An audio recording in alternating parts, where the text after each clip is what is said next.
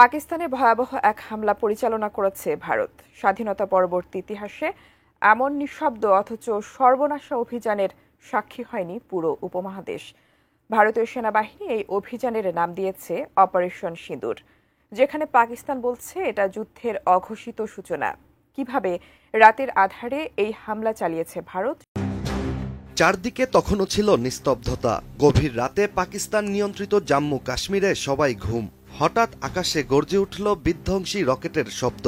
একটি বা দুটি নয়, পরপর একাধিক ক্ষেপণাস্ত্রের লক্ষ্যবস্তু হয়েছে পাকিস্তানের 9টিরও বেশি স্থান, যাতে কেঁপে উঠে পুরো পাকিস্তান। हमने देखा तो मस्जिद में ऐलान हो कि उन्होंने कहा ये एरिया खाली कर दो।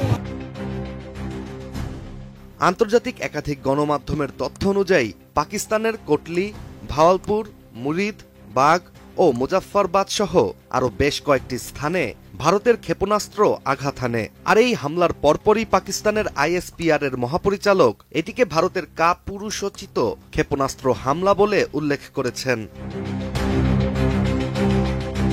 কোনো পূর্বাভাস ছিল না, পূর্ব সূচনাও ছিল না, তবুও রাতের আধারে বজ্রপাতের মতো বেজে উঠল যুদ্ধের ঘণ্টা।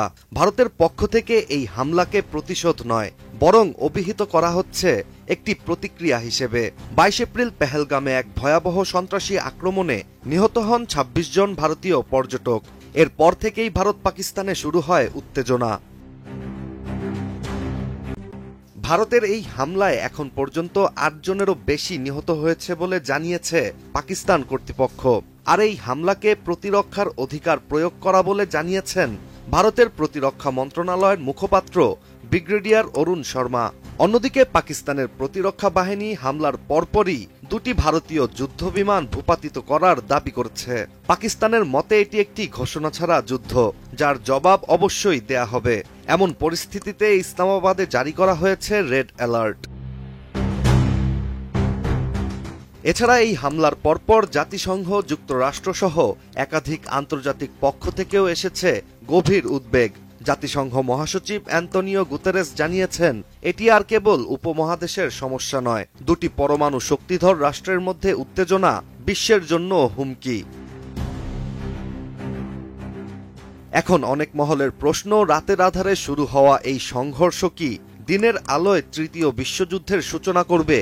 এছাড়া আন্তর্জাতিক মহল কি দক্ষিণ এশিয়ার পরমাণু শক্তিধর এই 2 দেশকে বৃহত্তর সংঘাতে জড়ানো থেকে ঠেকাতে পারবে?